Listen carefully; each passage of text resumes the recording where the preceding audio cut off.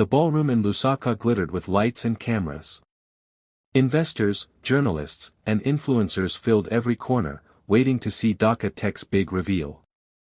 In the middle of it all, Chola Mwansa stood quietly, her hands clasped in front of her. She had worked for this company with all her heart, but tonight was supposed to belong to the CEO, Mutal Dhaka. He strutted on stage like a king, soaking in the applause. Then, with a cruel smile, he turned toward Chola.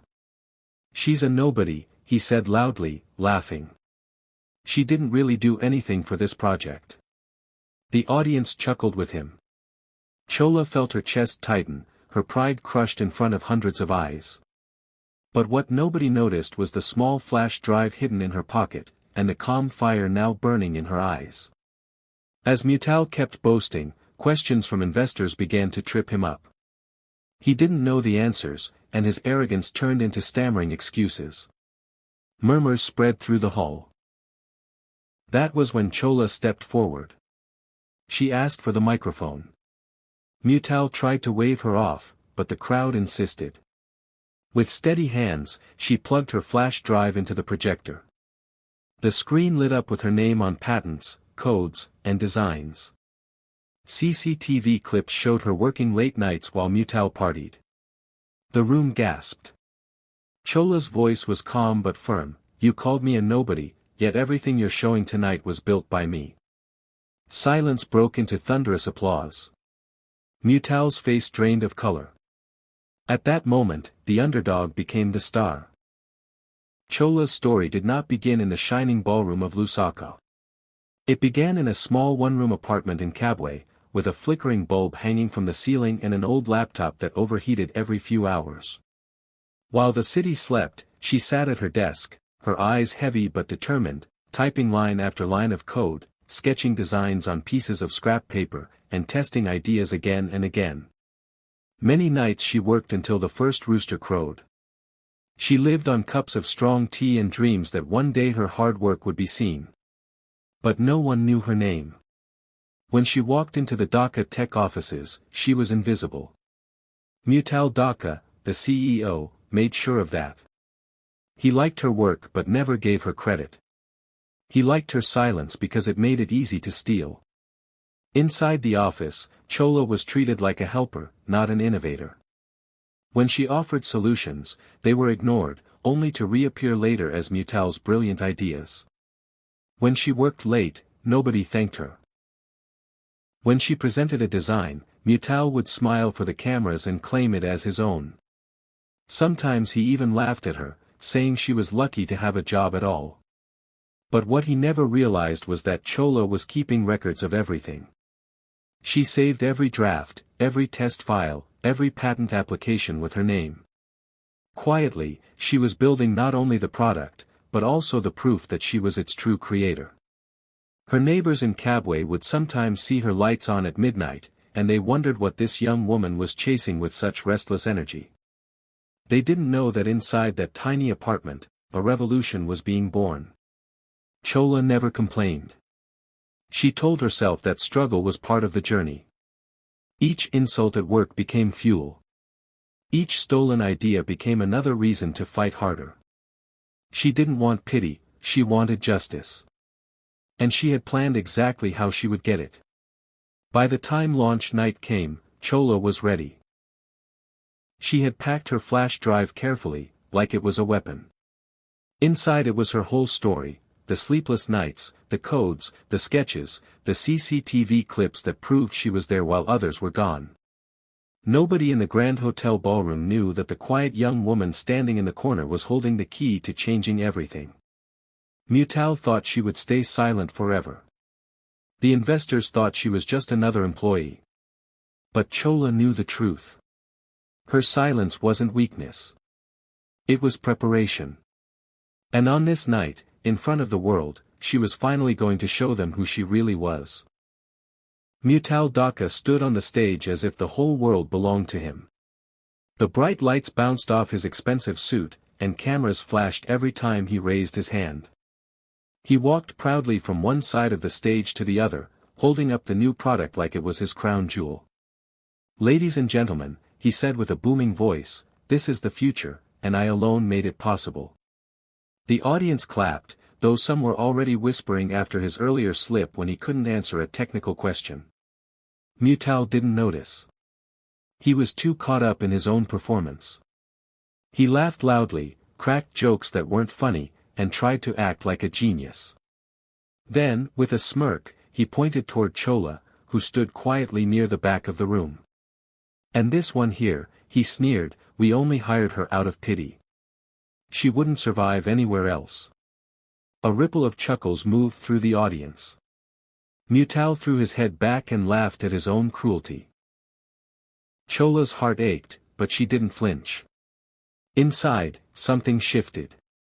The humiliation that once burned her now turned into calm fire. Her hands no longer shook. She slipped one hand into her pocket and felt the small flash drive between her fingers. It was warm, as if it carried her whole soul inside it. That little piece of metal held months of sleepless nights, secret designs, and proof that could destroy Mutal's lies in a single moment. She took a slow breath, steadying herself, knowing her time was almost here. Mutal continued strutting, showing slides of the product, throwing around big words he barely understood. Investors leaned forward, expecting real answers, but his explanations were shallow and confusing.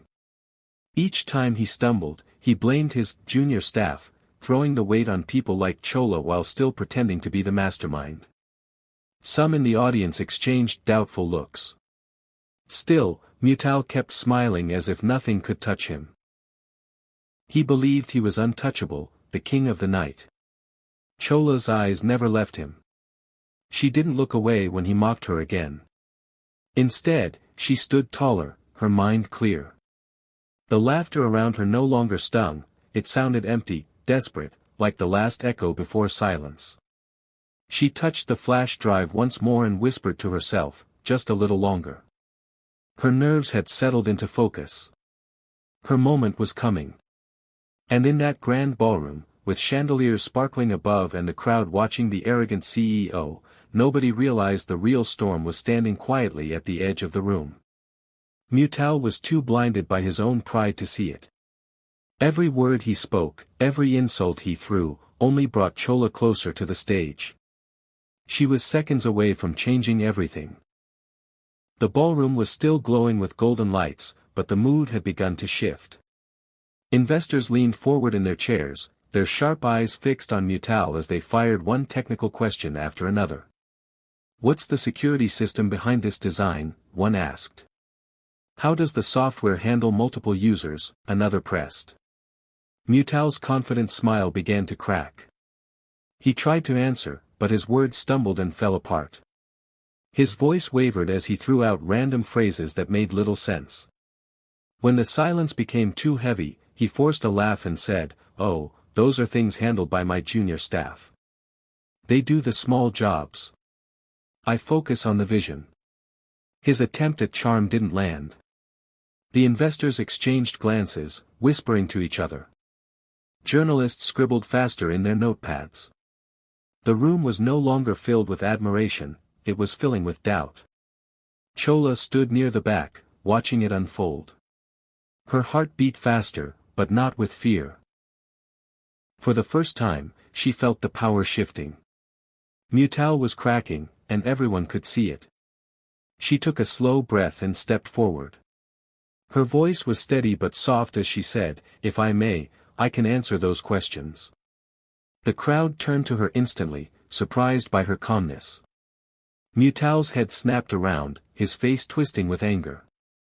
"Sit down, Chola," he barked.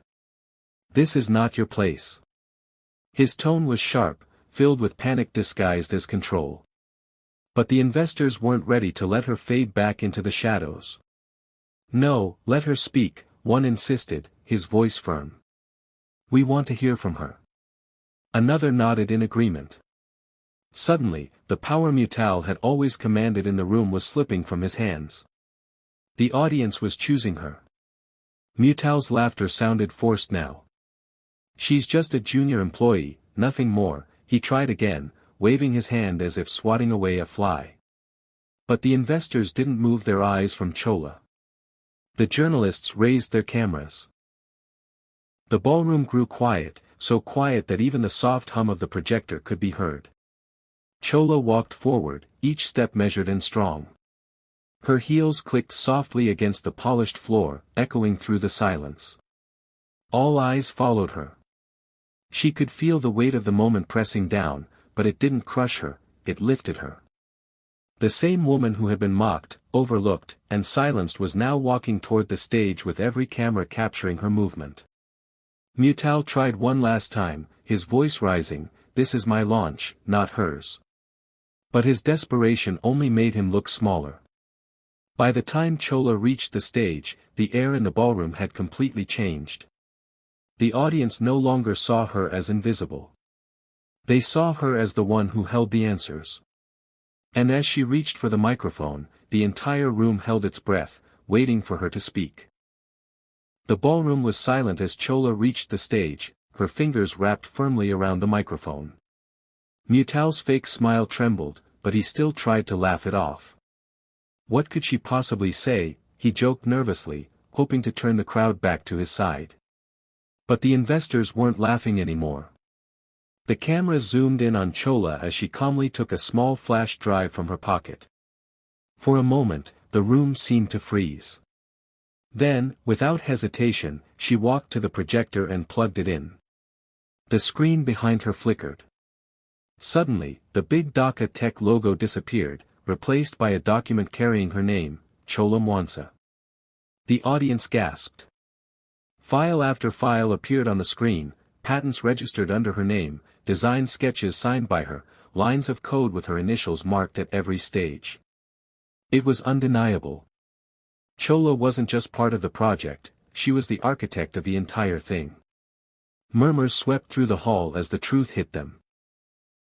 Investors leaned forward in shock, journalists clicked their cameras wildly, and influencers whispered into their phones to broadcast what was happening live. Mutal's face turned pale. Then the video began to play.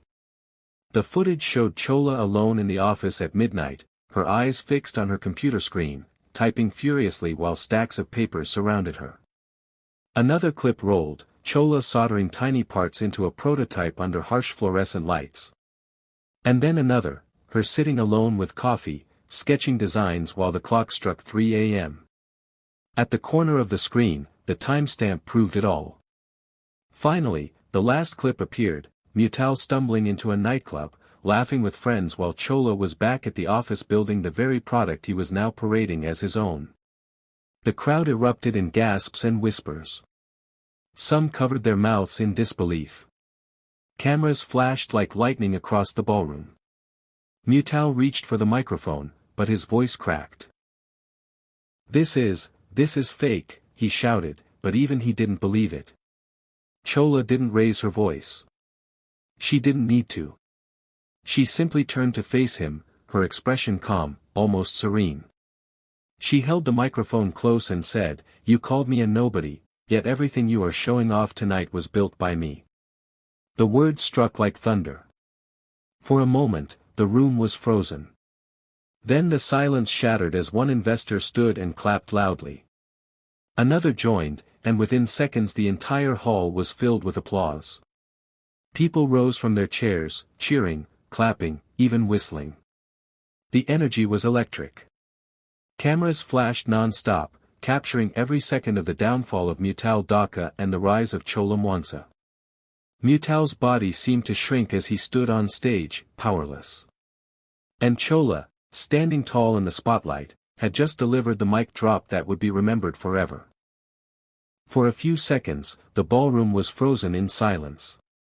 Nobody moved. The giant screen behind Chola still showed her name stamped across patents, codes, and designs. The video evidence was looping again, playing her late-night struggles in the empty office while Mutal was seen laughing in clubs. Investors who had been smiling at Mutal only minutes before now stared at him with disgust. Their admiration was gone, replaced with anger at being deceived. Murmurs started to spread across the hall. Some whispered, "He stole everything." Others shook their heads in disbelief, their eyes locked on Chola with newfound respect. The cameras clicked non-stop, each flash like a dagger cutting into Mutal's fading confidence. Mutal tried to laugh, but it came out weak and shaky. He tugged at his collar, sweat beading on his forehead. "You can't believe this," he stammered. "She's lying. She's just bitter." But the room no longer listened to him. The evidence had spoken louder than his words. He looked smaller now, his arrogance deflating in front of everyone. Then it happened. A single investor, seated in the front row, slowly stood up. He began to clap. The sound was sharp and deliberate, echoing through the tense air. All eyes turned to him. His face was stern, but his eyes were fixed proudly on Chola. For a moment it was only his hands clapping, cutting through the silence. Then another investor joined him. And then another. Within seconds, the entire ballroom was on its feet, clapping, cheering, and even shouting Chola's name. The applause rolled like thunder, shaking the room with energy. Journalists pushed forward, snapping photos of Chola as the spotlight fully shifted to her. Influencers went live on their phones, broadcasting the historic moment to thousands watching online. The underdog was now the hero, and the crowd wanted the world to know it. Some investors even walked toward her, nodding with respect, offering their hands to shake. Mutal stood frozen, his face pale as chalk. He watched the empire he had built on lies crumble in real time. The applause that once belonged to him was now celebrating the very woman he had mocked and humiliated. His lips trembled as he searched for words, but none came. For the first time, Mutal was completely powerless. Chola, on the other hand, stood tall and calm in the spotlight. She didn't need to raise her hands or shout. The people around her were already lifting her up with their cheers. Her eyes scanned the crowd, and she allowed herself the smallest smile. The power that Mutal had stolen for years had finally returned to its rightful owner. And in that moment, the entire ballroom knew it, this was no longer Mutal's night. It was Chola Mwansa's victory. The applause was still echoing in the ballroom when the chaos began. Journalists rushed to the front, microphones stretched toward Mutal, their voices sharp and demanding. "Did you steal her work?" one shouted. "Why did you lie to investors?" asked another. Cameras flashed in his face as he stumbled backward, trying to shield his eyes. He opened his mouth, but no words came. Every question was a trap, and he had no answers. His once booming voice was now reduced to nervous stutters. This is being taken out of context," he muttered, but nobody believed him. The proud CEO who had walked onto the stage full of arrogance now looked like a broken man cornered by truth. Meanwhile, the board members of Dhaka Tech, seated in the front row, were whispering furiously among themselves. Their faces were red with embarrassment, not just at Mutal's lies but at the fact that the entire world was watching their humiliation. One of them finally stood up, his voice shaking with controlled anger. "This company cannot afford such shame," he declared. "An immediate review of leadership will begin at once." His words cut through the air like a blade. The audience gasped, realizing Mutal's downfall was not just emotional, it was official. Chola stood quietly to the side, watching the man who had mocked her only an hour ago shrink into irrelevance. Then one of the board members turned toward her. "Miss Mwansa," he said firmly, "please, take the stage. The people deserve to hear from the true creator." The crowd erupted again, cheering her name. Slowly, gracefully, she walked forward, no longer the quiet employee standing in the shadows. When Chola reached the center of the stage, the spotlight caught her face. She didn't look nervous. She didn't even need to say much. She simply stood tall, microphone in hand, her calm smile spreading across the ballroom. That smile told the entire story. The years of being ignored, the sleepless nights of work, the humiliation she had endured, and the fact that all of it had finally turned into triumph. The cameras caught every second, broadcasting it across news outlets and social media feeds. Hashtags with her name were already trending as the world outside the ballroom learned about the young woman who had been called a nobody but had risen to expose the truth. Mutal tried one last time to speak, but his words drowned under the cheers. He was no longer the center of attention. In that moment, the power dynamic flipped completely. The same stage that Mutal had used to humiliate Chola was now hers. She didn't need anger or revenge in her tone. Her silence, her smile, and her presence said everything. Chola Mwansa was no longer just an employee. She was the rightful creator, the new face of innovation, and the symbol of a night that had changed everything. By the time the night ended, the story had already spread far beyond the ballroom. News outlets across Africa were blasting the same headline, "From nobody to visionary, Chola Mwansa stuns at Lusaka launch." On social media, clips of her calm mic drop moment were going viral, shared with captions like, "The Rise of a Queen," and, "Truth Always Wins." In every corner of the continent, people were talking about the young woman who stood up against her arrogant boss and turned humiliation into victory. Mutal, once so loud and untouchable, slipped quietly into the shadows. No more flashing cameras followed him, no more applause echoed his name. His empire was broken, and his pride was gone. He had mocked Chola as a nobody, and now he was the one forgotten, reduced to whispers of scandal and disgrace. Chola, however, became the new face of innovation. Investors who once bowed to Mutal now rushed to work with her.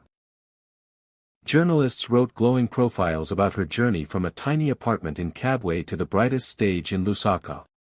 To young dreamers, especially those who had ever been silenced or overlooked, she became a symbol of hope.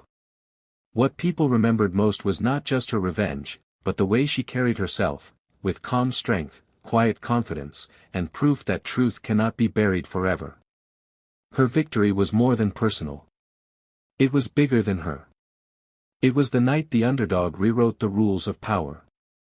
And long after the ballroom lights went dark, Chola Mwansa's story kept shining, inspiring millions who now believed that even the quietest voice could shake the world.